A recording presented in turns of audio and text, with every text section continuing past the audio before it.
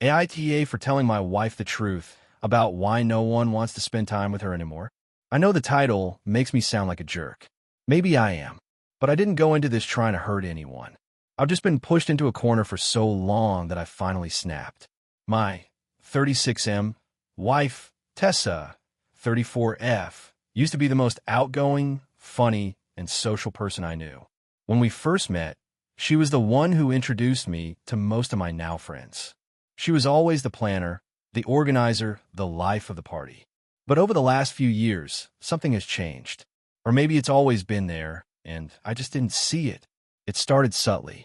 We'd be out with friends, and she'd correct people on small things. What year a movie came out, how to pronounce a word, or how someone was wrong about a statistic. She'd do it with this smug little smile that felt more like she was trying to win than contribute. People brushed it off at first, but the comments got sharper, more personal. She started interrupting people's stories to tell the better version of it, usually inserting herself into it or making it about her.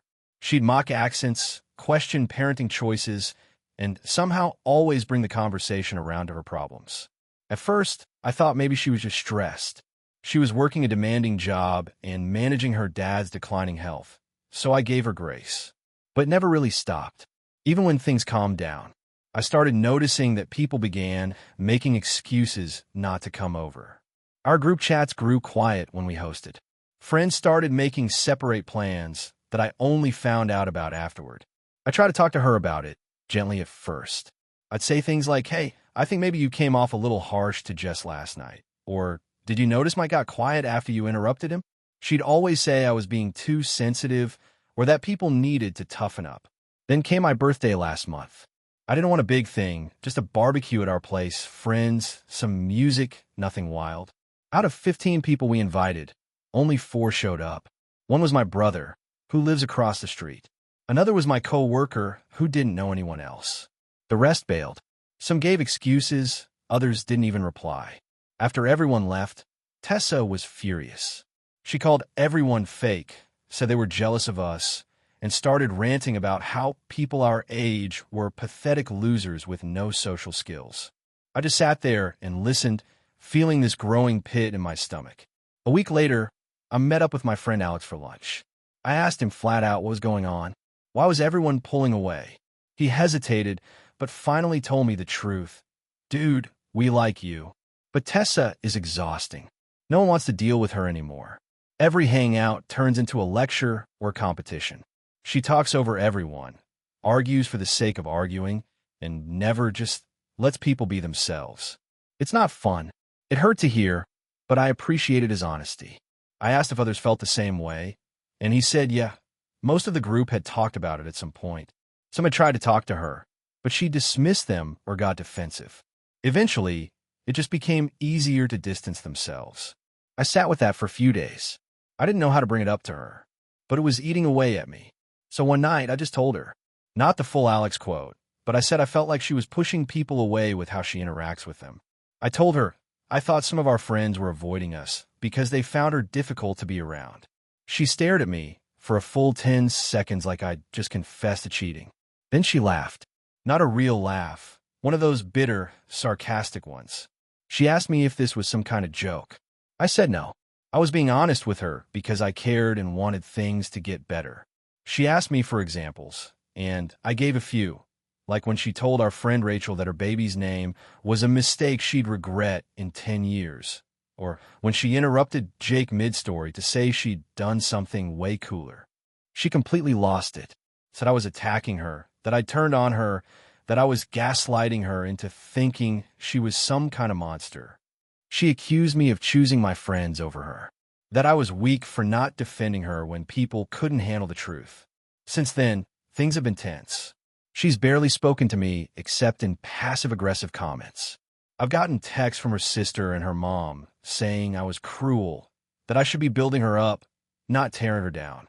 But I feel like I've been building her up for years, and all it's done is isolate us. My brother thinks I should have sugarcoated it more. My coworker said I probably saved our friend group by finally being real with her. But I don't know. I didn't want to hurt her. I just didn't want to keep pretending everything was fine while we watched our lives shrink down to just the two of us and her growing resentment of everyone else. So, Reddit, AITA for finally telling my wife the truth. If you enjoyed the video, don't forget to leave a like and subscribe to the channel. It helps the content grow and motivates me to create even more great videos. Turn on notifications so you don't miss any new uploads. By the way, I'm curious, when do you usually watch my videos? While working, studying, or just relaxing at home? Let me know in the comments. I'd love to hear from you. Thank you for your support. AITA for refusing to give up my honeymoon suite to my brother and his fiancée, even though they had a rougher year. I, 29F, got married last weekend to my now husband Luke, 31M. We've been together for 5 years, engaged for 1. Our wedding was at a beautiful mountain lodge that offered a package deal, venue, catering, and accommodations, with a highlight being the honeymoon suite. It was a bit pricey, but this was our dream wedding. We planned and saved meticulously, and every detail mattered to us. My younger brother Aaron, 27M, got engaged to his fiancée Casey, 26F, earlier this year. They've been together for about 18 months, and truthfully, it's been a bit of a whirlwind. They've had some rocky patches, including Aaron losing his job last November and Casey's mom being diagnosed with cancer this spring. So yes, they've had a tough year, and I do sympathize. Aaron and Casey were invited to the wedding, and they RSVP'd yes. Everything seemed normal until about 3 days before the wedding, when I got a call from my mom.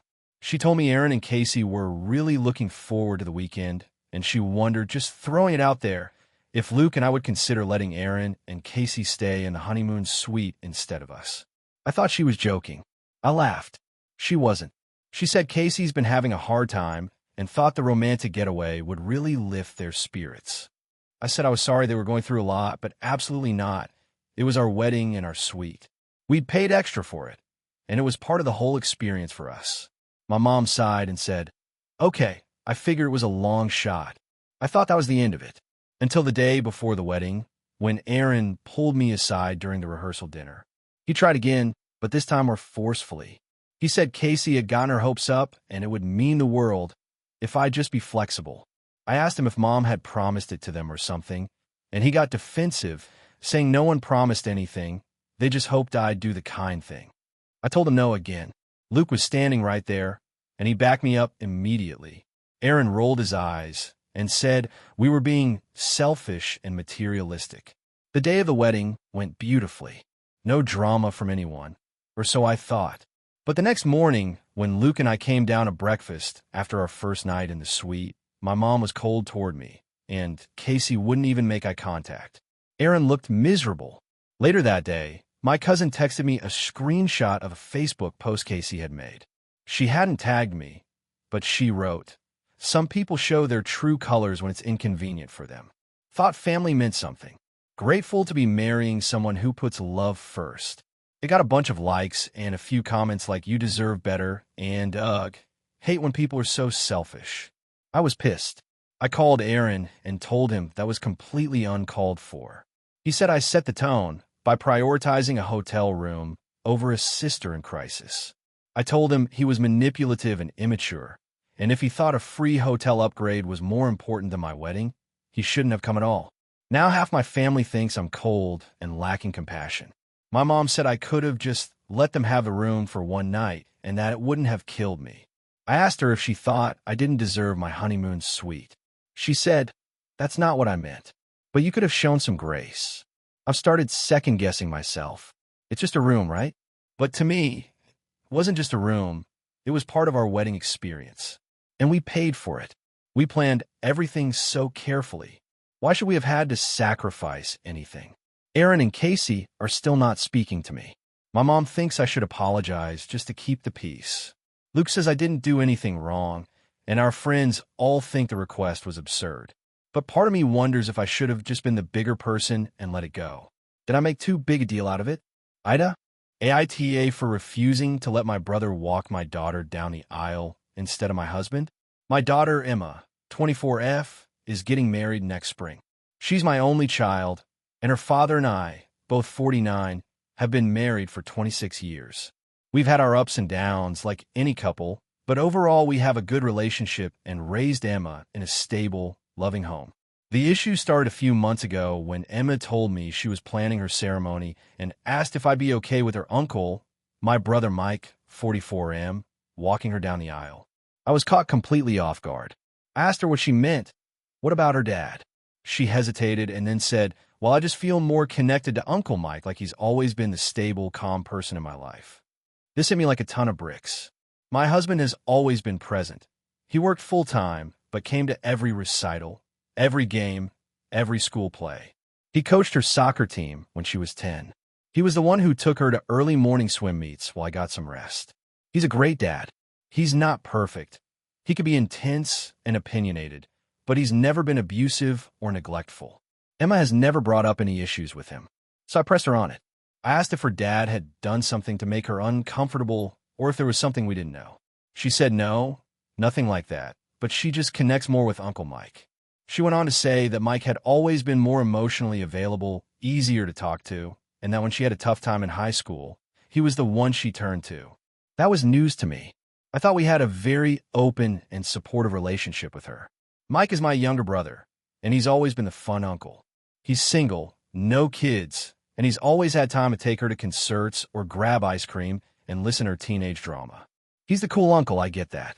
But parenting is about more than being fun. It's about doing the hard stuff too. I told Emma I thought it would absolutely break her father's heart if she chose her uncle over him.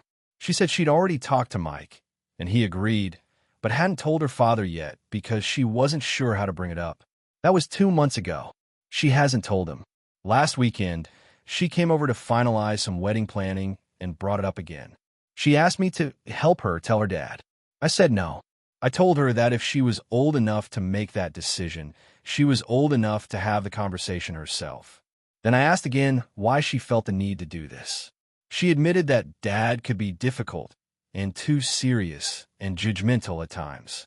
I told her, yes, he's a serious guy, but he's also the man who taught you how to ride a bike, who drove 4 hours in the rain to get you when your car broke down, who paid your college tuition in full so you wouldn't have to take on debt. He's the man who has loved you unconditionally since the day you were born. She rolled her eyes and said I was guilt-tripping her. I asked her again to reconsider. She refused. Then I said something I probably shouldn't have. I told her that if she went through with this, I wasn't sure I could support the wedding.